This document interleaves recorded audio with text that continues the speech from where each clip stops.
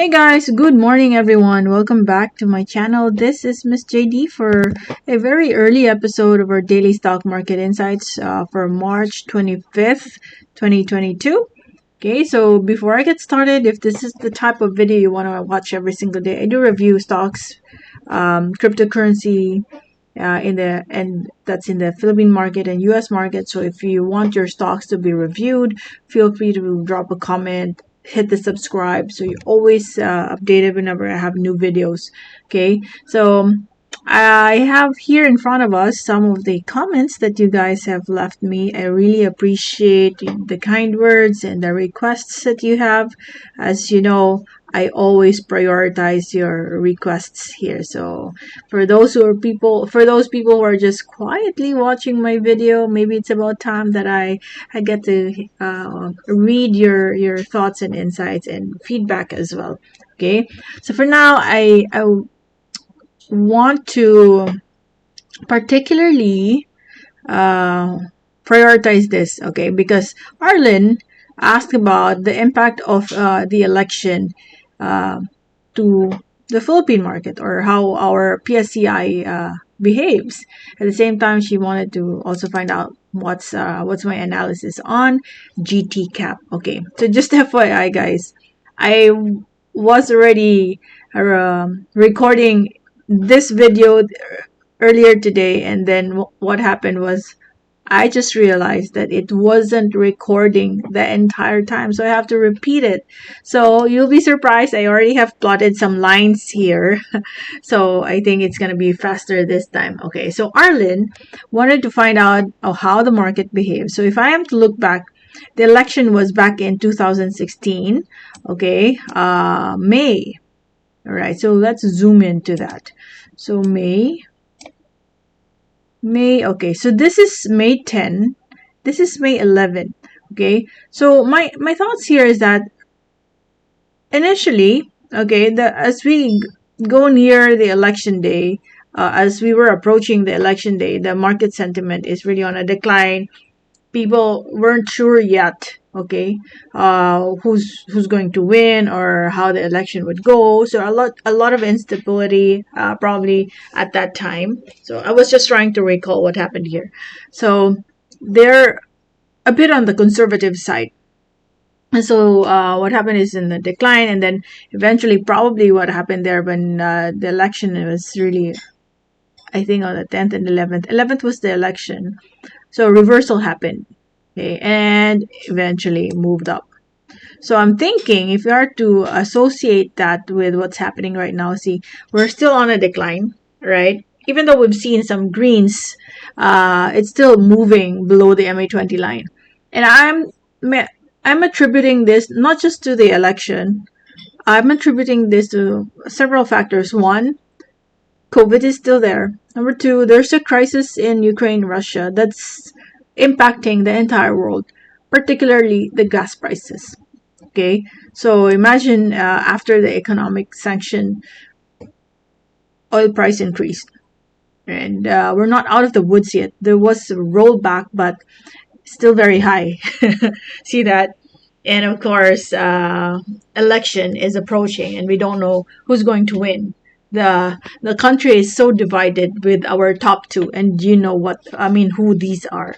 I'm not going to mention the candidates, but there are top two candidates in the presidency, or for the presidential position, and that's also contributing to the undecided sentiment of the market.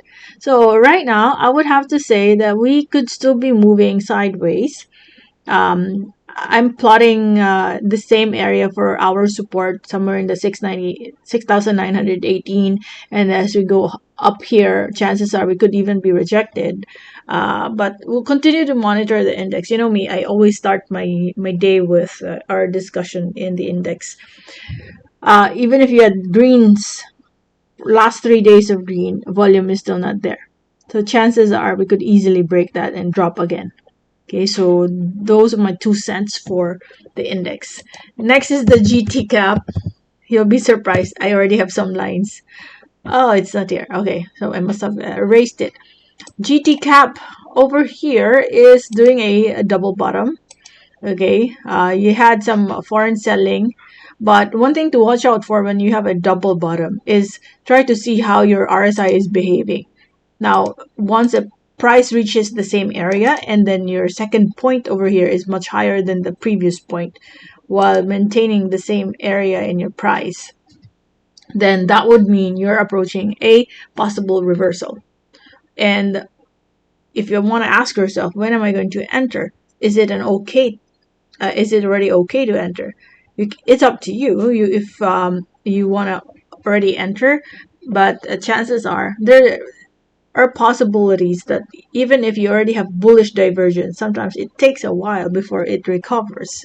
Okay, so it goes extended sometimes. So my take here is wait for that green engulfing candlestick that is still very near the 502.6 area with some nice volume. Okay, then that is your cue. That is your hint that it is now okay to enter, right? So that is what I highly recommend at this point. So right now it's still red, right? But we're very near a support. So if you want to be a step ahead, but that's still on that's already aggressive side, okay, or riskier side. You can do that because we're very near your support, or you can wait for that volume and green candlestick to come out first. So the next stock, based on your recommendation and question here. So Edgar just said thank you for my insights on ASIN and SPNAC. You're welcome. So I hope you are getting good insights from my review. Teresa, thanks for the review, Miss Jaydee. Recently found your channel from Daniel. Very helpful. Ayala Corporation. So let's check out Ayala Corporation. AC. Okay, Ayala Corporation. We had some nice green. Good that we have foreign buying. Okay, so my take here is that we're starting to pick up. Okay, but volume is, I'm still considering that as a flat. There's a slight increase in the volume, but we're still below that cloud, which is the average volume right here. So my take here is that closely monitor perhaps. This is the nearest support that if, for example, tomorrow it continues to move up, crosses the MA20 line, probably a gap up or it's a clean rally to the upside. I would have to say for long-term investors or mid to long-term investors, it's okay. Start doing test buy already because chances are there will be a continuation when you see that. Now, for those people who are on the conservative side, you can take advantage of the volatility. So anywhere from 776 to 819, somewhere in the middle is already okay. Mid to long-term investors. Okay, so just know that whenever I share my insights, I am more, or my bias is really more on the mid to long term investing. Sometimes, it really depends because I can also do momentum trade if I'm able to watch the market the entire day. Like, for example, I'm on a leave or a PTO, and then I can spend the entire day watching the market. Then I go momentum trade. Momentum trade. But most of the time, because I have work, I just settle with mid to long term investing or position trading. So those are my 2 cents. Uh, Wait for a breakout with some nice volume, or wait for a pullback or fluctuation. So the nearer you are to 776, the better when you enter. Okay, so those are my 2 cents here. There's still a good upside here, guys. Imagine that this is already a discounted level. So that's for AC. ABS. Okay. ABS. Okay. Just a reminder, everyone. I review stocks most of the time based on technicals, right? So your assignment is to make sure to study the fundamentals of the stock. Now, are there any updates in ABS that you are showing interest in this stock?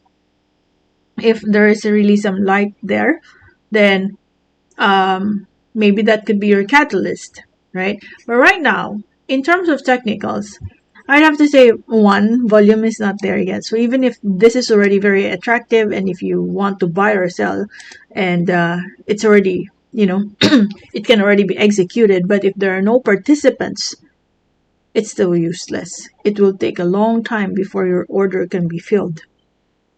But right now, if you were to ask me, yes, we are sitting at a possible support. MA20, red, yes, but for 2 days now, it is sustaining around this area. And then if you look to the left, there's your support right here and support right here as well. So that's your support, and you may decide, okay, if you want to engage in this stock, maybe for a quick trade, or you want to go long term. But for long term, I really have no additional insights in terms of fundamentals. Always remember, guys, that your fundamentals will help you determine which stock to engage in. Your technical analysis will tell you when to get in. And I'd say in terms of technicals, we're very near an entry point already, because this is already a support. But probably ask yourself, is this the stock you'd like to engage in, right? So that's my 2 cents. LTG. LTG is currently moving sideways over here. There's dividend, but take note the schedule of the X date is the 25th. So if you're still considering to enter today, later today, just know that you will no longer be qualified to receive the dividend. Okay, the concept of X date here is that you have to be invested in the stock. You must have entered this stock prior to the 25th, because 25th is already excluded.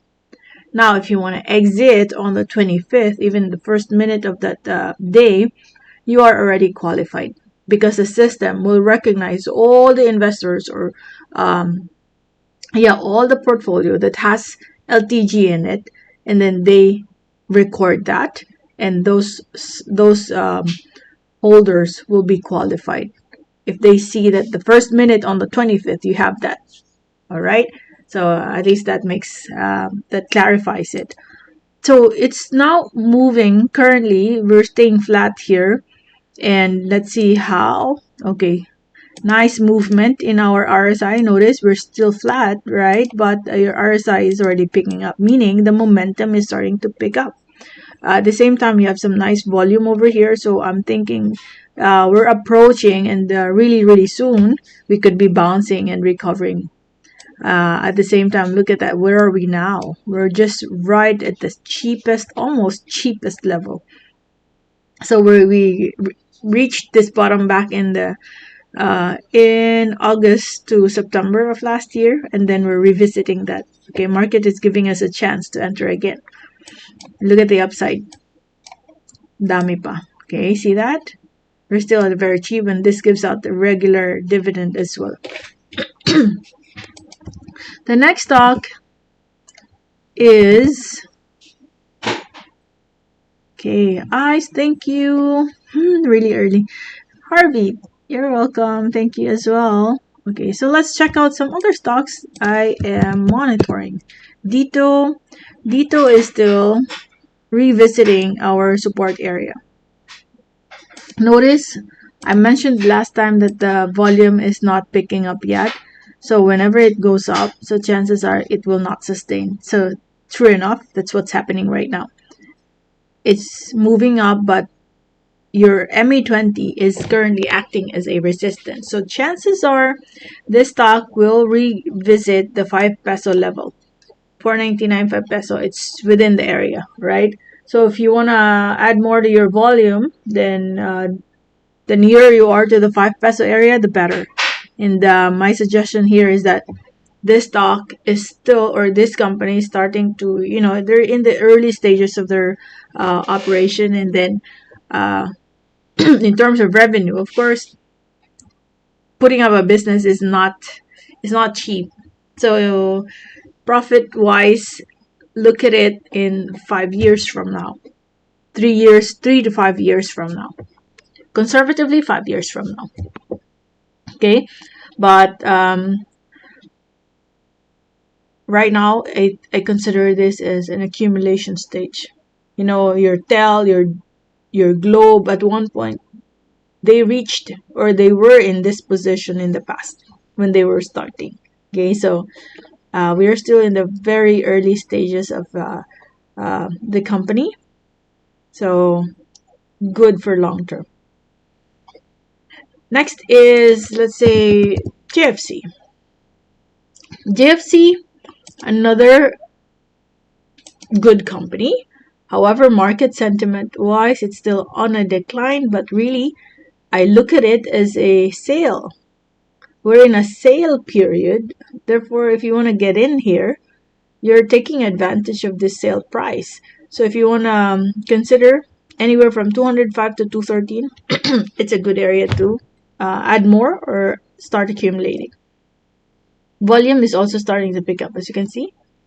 That means people feel that this is already very cheap and they're starting to buy. Okay, so anywhere from 205 to 213 would be an okay area to enter. Okay, so I think that's it for now, guys. If you have requests, feel free to drop a comment.